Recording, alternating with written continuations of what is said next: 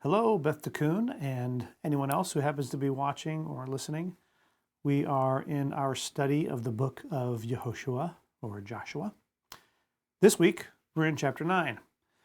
And in this chapter, we read about how the Gibeonites, or the Hivites, residents of an area about 6 miles from Ai, deceive the Israelites into cutting a covenant with them after recognizing that they are doomed if they don't. The Israelites cut the covenant with them before they really realize the deception and commit to honoring their word anyway, something the Hivites were counting on, and so their scheme pays off. However, the Hivites aren't simply spared, but become perpetual servants to Israel and to God. So that's the overview. So let's go ahead and dive in. Grab your Bibles and turn to Joshua 9. I'll be reading again this week from the Tree of Life version, which is a messianic version or translation of the Bible that I highly recommend. So here we go, Joshua 9. Now when all the kings who were west of the Jordan, in the hill country, in the lowland, and along the shore of the great sea to the vicinity of Lebanon, the Hittites, the Amorites, the Canaanites, the Perizzites, the Hivites, and the Jebusites heard about it, they gathered themselves together as a unified alliance to fight against Joshua and Israel. But when the inhabitants of Gibeon heard what Joshua had done to Jericho and Ai, they acted craftily. They went and traveled as ambassadors, took worn-out sacks for their donkeys and worn-out wineskins, cracked and patched up, along with worn-out, patched-up sandals on their feet and worn-out clothes on them. All the bread of their provision was dry and had become crumbly. Then they went to Joshua in the camp at Gilgal and said to him and to the men of Israel, "We have come from a far country, so now make a treaty covenant with us." Then the men of Israel said to the Hivites, "Perhaps you are living among us. How then should we make a covenant with you?" But they said to Joshua, "Well, we are your servants." Then Joshua asked them, "Who are you? Where do you come from?" So they replied to him, "Your servants have come from a very distant country because of the name of Adonai your God. For we have heard the report of him and all that he did in Egypt, and all that he did to the 2 kings of the Amorites who were beyond the Jordan, to the king Sihon of Heshbon and to King Og of Bashan, who was at Ashtaroth. So our elders and all the inhabitants of our country spoke to us, saying, 'Take provisions in your hand for the journey. Go to meet them and say to them, we will be your subjects. So now make a treaty covenant with us. This is our bread, which was hot when we took it for our provision from our homes on the day we left to come to you. But now behold, it is dry and crumbly. And these wineskins, which we were new when we filled them, but now see, they are cracked. Also, these our garments and our sandals are worn out because of the very long journey.' So the men of Israel took some of their provisions and did not seek counsel from Adonai's mouth. So Joshua made peace with them and cut a covenant with them to let them live, and the leaders of the community swore to them. But it came about at the end of 3 days after they had cut a covenant with them, they heard they were their neighbors and were living among them. So Bnei Yisrael journeyed and came to their cities on the 3rd day. Now their cities were Gibeon, Chephirah, Be'erot, and Kiriath Jearim. But Bnei Yisrael did not strike them, because the leaders of the community had sworn to them by Adonai, God of Israel. Then the entire community murmured against the leaders, but all the leaders answered the entire community, "We have sworn to them by Adonai, God of Israel, so now we cannot touch them. This is what we will do to them. We will let them live, lest wrath be upon us because of the oath which we swore to them." "Yes, let them live," the leaders said further, "but let them chop wood and draw water for the entire community." So the leaders decreed concerning them. Then Joshua summoned them, and he spoke to them, saying, "Why have you deceived us, saying, 'We are very far from you,' when you are living among us? Now therefore you are cursed, and you will never cease to be servants, wood choppers, and water carriers for the house of my God." So they answered Joshua and said, "It was because your servants were clearly told that Adonai your God had commanded his servant Moses to give you all the land and to destroy all the inhabitants of the land before you. So we were very afraid for our lives because of you, and so we did this. Now behold, we are in your hand. Whatever seems good and right in your eyes to do to us, do." Thus he did to them, delivering them from the hand of Bnei Israel. So they did not slay them. On that day Joshua made them wood choppers and water carriers for the community and for the altar of Adonai in the place which he would choose. So it is to this day. And thus ends Joshua chapter 9. All right, so going back through, we're going to go through this verse by verse as usual. And I do confess that this week I have been a little distracted by some of the exciting things we're doing at Beth Tikkun.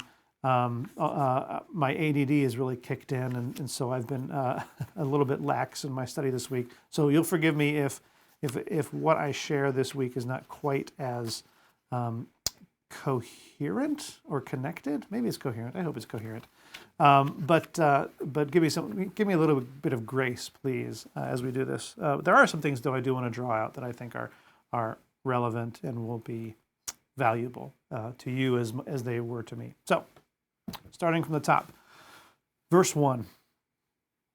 Now, when all the kings who were west of the Jordan in the hill country, in the lowland and along the shore of the great sea to the vicinity of Lebanon, the Hittites, the Amorites, the Canaanites, the Perizzites, the Hivites, and the Jebusites, heard about it, they gathered themselves together as a unified alliance to fight against Joshua and Israel.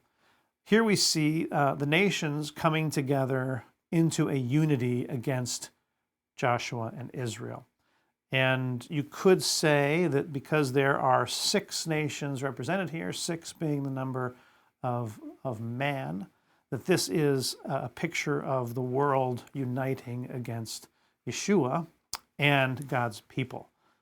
So that's what this kind of archetypal interaction may be, and that I'll leave you to discuss that if you wish. So that's kind of what we're picturing here. Verse 3, but when the inhabitants of Gibeon heard that what Joshua had done to Jericho and Ai, they acted craftily.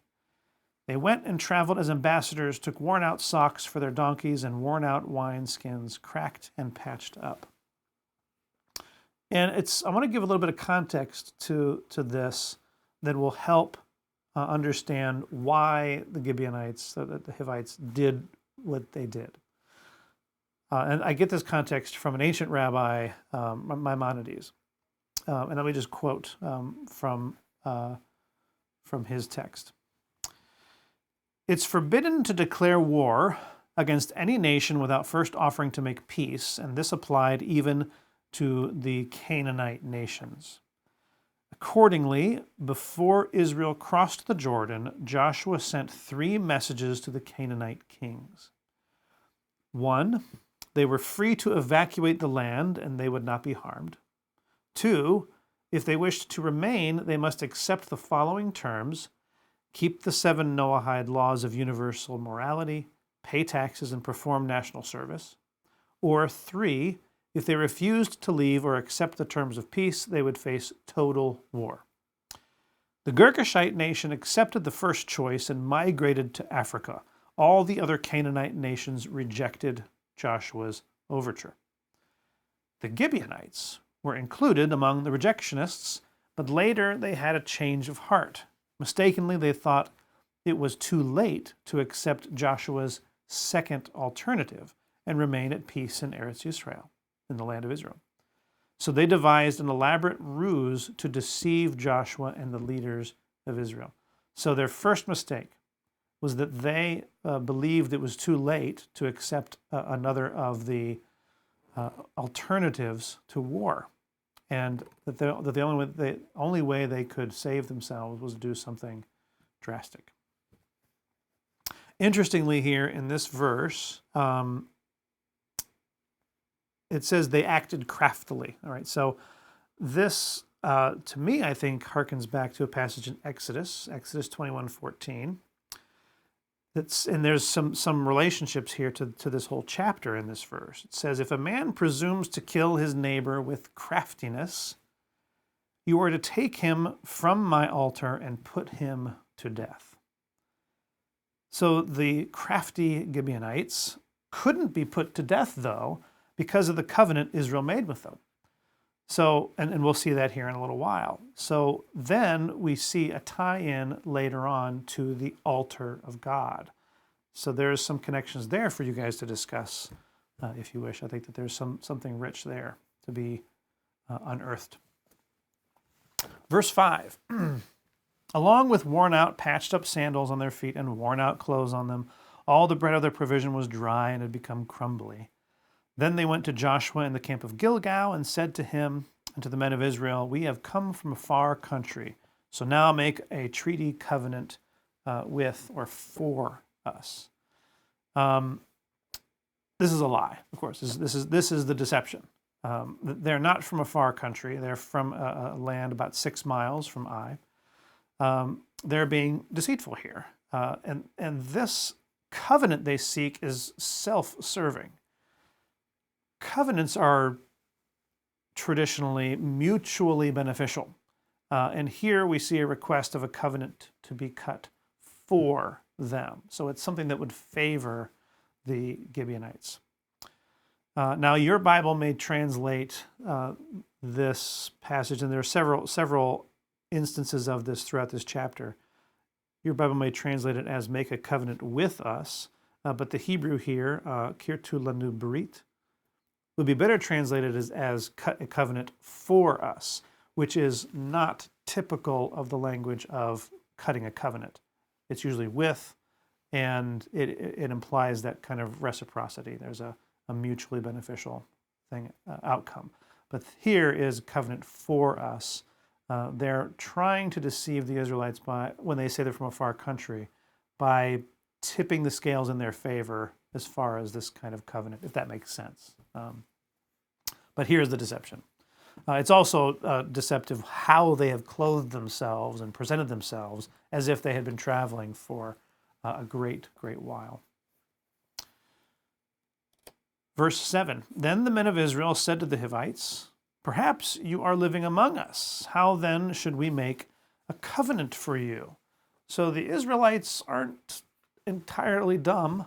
They're seeing through the Hivites' claim, or the Gibeonites' claim, to be from far off. They're skeptical of their request, as they should be, and they push back a little. But they say to Joshua, verse 8, we are your servants. Then Joshua asks them, who are you? Where do you come from?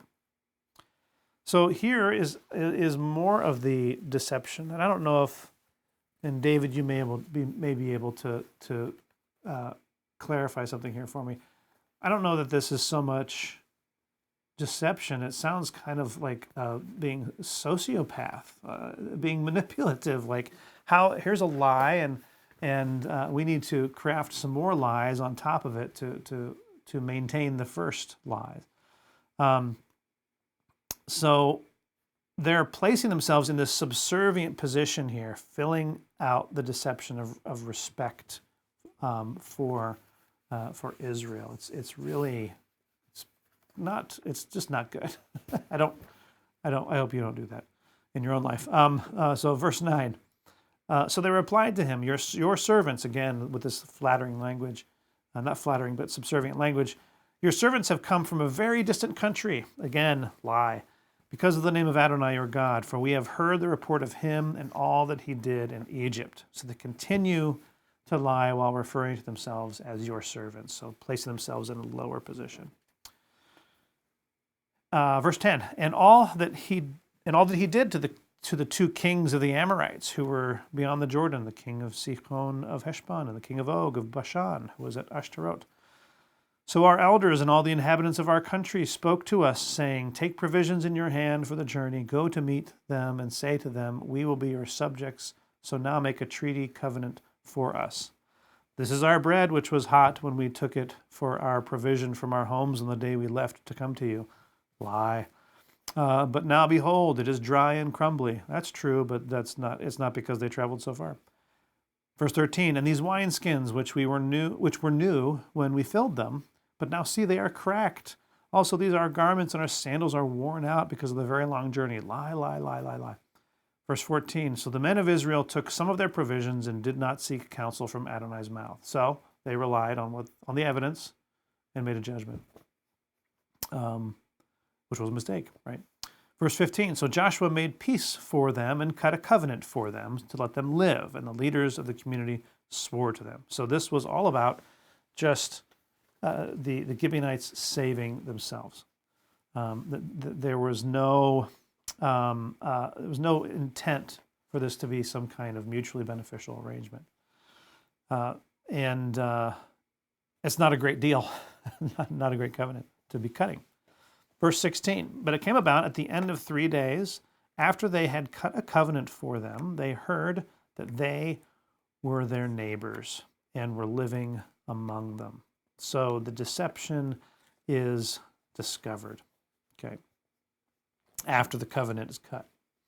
And by the way, the term cutting a covenant is the traditional way of describing it because it implies or harkens back to when an animal is cut in the covenant. So that's why that language is in this translation used instead of making a covenant or what have you. Moving on, verse 17. So Bnei Israel journeyed and came to their cities on the 3rd day. Now their cities were Gibeon, Chephirah, Be'erot, and Kiriath Yearim. But Bnei Israel did not strike them because the elders of the community had sworn to them by Adonai, God of Israel. Then the entire community murmured against the leaders. So here we see that the Gibeonites' plan, well, maybe not their plan, but an outcome of what their actions were, was causing some friction between the Israelites and the leaders who cut this covenant with this people. Perhaps the Israelites, the people of the Israelites, knew a little bit more than the leaders did about who these people were, but weren't consulted. Anyway, so there's murmuring against the leaders. Verse 19. But all the leaders answered the entire community, we have sworn to them by Adonai, God of Israel, so now we cannot touch them. This covenant was not a great covenant, obviously, but because the leaders of Israel obligated themselves and they are a covenant people, they will abide by it, and they'll keep their word. This, again, is what the Gibeonites were counting on. They took this risk, counted on the integrity of the Israelites in order to save them. Verse 20, this is what we will do to them. We will let them live, lest wrath be upon us because of the oath which we swore to them. In other words, we'll keep our end of the bargain, despite the people grumbling that we should have seen this for what it was. Right? 21. Yes, let them live, the leaders said further, but let them chop wood and draw water for the entire community. So the leaders decreed concerning them. The leaders here allow them to become part of not necessarily part of Israel, but part of the community in service to Israel, basically as I wouldn't say punishment, but as a, I don't know, what would you say here, David? Trying to make things equal, trying to make things even. Maybe that's a good way to put it. Verse 22, then Joshua summoned them and he spoke to them saying, why have you deceived us, saying, we are very far from you, when you are living among us? Now, therefore, you are cursed, and you will never cease to be servants, wood choppers and water carriers for the house of my God. We must understand here that the word curse doesn't mean that something demonic or evil will come upon them. That's kind of a way in which we use the word in modern times. But a curse in God's vocabulary and in his economy is basically him putting a negative thing into their lives. And because we trust God, and unlike the Hivites, We know that any negative is for an eventual and ultimate positive. Any curse is really to bring about a different blessing. Okay, so let's just understand that. You will cease to be, or you will never cease to be servants, is the negative. That's the negative. However, for the house of my God is the positive. It's a curse and a blessing in the form of close service to Beit Elohim, the house of God. In other words, you will have a much bigger eye on you after what you did. Another example would be, a practical example would be if a neighborhood kid comes and does something deceitful or harmful to my kid, a just punishment would be, okay, now that kid has to come and work with me for a little while at my job, or has to help clean up my garage, and I work that out with his dad or something like that. So it's basically saying, okay, you can be here, but you're gonna be servants, and you're going to serve in the house of God. Moving on, verse 24. So they answered Joshua and said, "It was because your servants were clearly told that Adonai your God had commanded his servant Moses to give you all the land and to destroy all the inhabitants of the land before you. So we were very afraid for our lives because of you, and so we did this." Relying only on the facts of a situation and what their intellect, what the Gibeonites' intellect concluded about what could happen to their people, the fear of destruction alone is what motivated them to seek a covenant, to seek some kind of arrangement, whether they did it deceitfully or honestly. This was their motivator. They didn't seek peace with Israel and God out of love or wanting to be one with them. If you remember Rahab, she had heard the same stories about God and his mighty deliverance of Israel. And there were some other similarities there too, but she wanted to be part of Israel.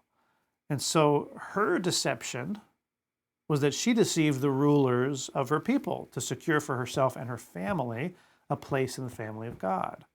The Hivites, while they also wanted to secure safety for themselves, deceived Israel and attempted to deceive God instead. Fatal mistake there. Verse 25, "Now behold, we are in your hand." This is the Gibeonites speaking. "Whatever seems good and right in your eyes to do to us, do." So they get what they wanted, though maybe not entirely, or maybe with some added responsibility. And that they'll undoubtedly learn the consequences of this as they move forward in service to Israel and to Adonai. Verse 25, "Thus he did to them, delivering them from the hand of Bnei Israel, so they did not slay them. On that day Joshua made them wood choppers and water carriers for the community and for the altar of Adonai." There it is, the altar of Adonai in the place which he would choose. So it is to this day.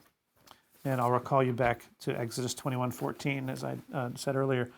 "If a man presumes to kill his neighbor with craftiness," and that's the same word that is used in verse 4 of this chapter, acted craftily, "you are to take him from my altar and put him to death."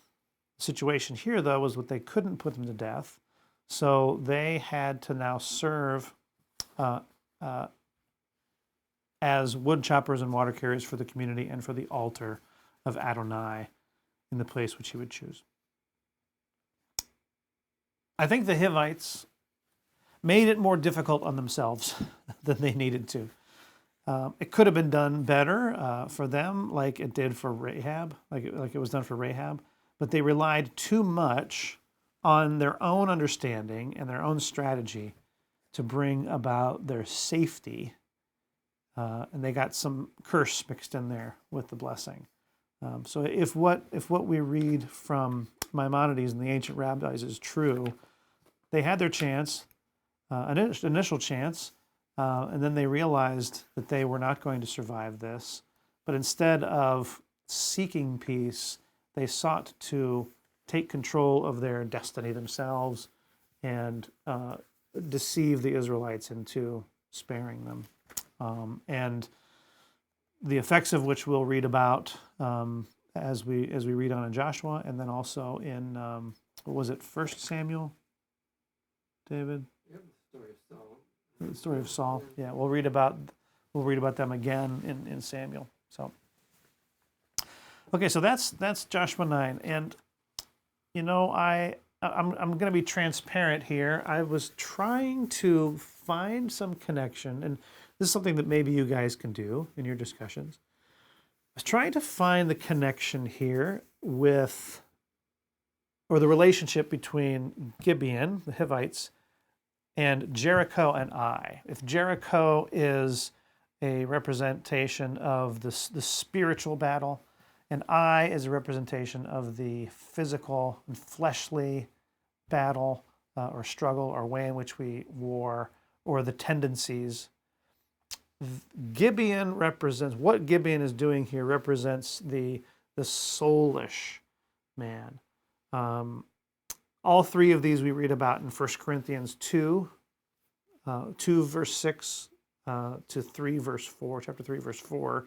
Each of those are described: the spiritual man, the soulish man, and the fleshly man. But it wasn't landing for me. And I know this is a strange way to do a teaching, to say, yeah, I thought I could find something, but it wasn't quite landing, so maybe you can find it. But you all are really smart, and I think that you might be able to find something there, or at least talk about it. I think there's something there. I just couldn't quite get to it by the time we recorded. So I apologize for that, but there is an exercise for you to look at yourself. Again, that's 1 Corinthians 2, verse 6 through chapter 3, verse 4. I will end with this quote, and then I'll ask you all some questions. But this quote is a quote by William Barclay, and this is something that Grant had shared during his teaching, I think on 1 Timothy several years ago. And it's related to where the Gibeonites ended up, and what it is that we as good people, spiritual people, should be doing anyway. And this is what he says. The last thing a good person will do will be to seek to stand aloof from others. So what do we know about the Gibeonites? They lived among, but kind of on the outskirts. They lived there from a land not too far away. They weren't interested in really being a part of the community. They just wanted to be spared, right? They wanted to be maybe left alone. So again, the last thing a good person will do will be to seek to stand aloof from others. On the contrary, the person will seek to be among them at their worst, serving God by serving them. The good person's glory will not be in exemption from service. It will be in still more demanding service. So what happens with the Gibeonites? They not only have to serve, but they have to serve in a more demanding and in a deeper way. But they're forced to do this. Ending the quote, no Christian should ever think of being fit for honor, but always as becoming fit for service. So again, the Hivites, the Gibeonites, for their deception, were forced into the kind of service that good people like you would seek to do anyway. So I'll leave you with some questions, some discussion questions. How could the Hivites have achieved their objective of being spared without the use of deception? How have you deceived yourself or others in the past in order to succeed, and what was the outcome? Being completely honest, how faithful to your word do you tend to be? Do you say you'll do something knowing that you might not? Was there a time in your life when you kept your word even when you shouldn't have given it? And how has God brought you closer in service to Him after your own missteps? Well, that's all I have for this teaching on Joshua chapter 9. I look forward to seeing you again next week as we dive into chapter 10. And until then, bless you all, and may God make us into the people he wants us to be. Shalom.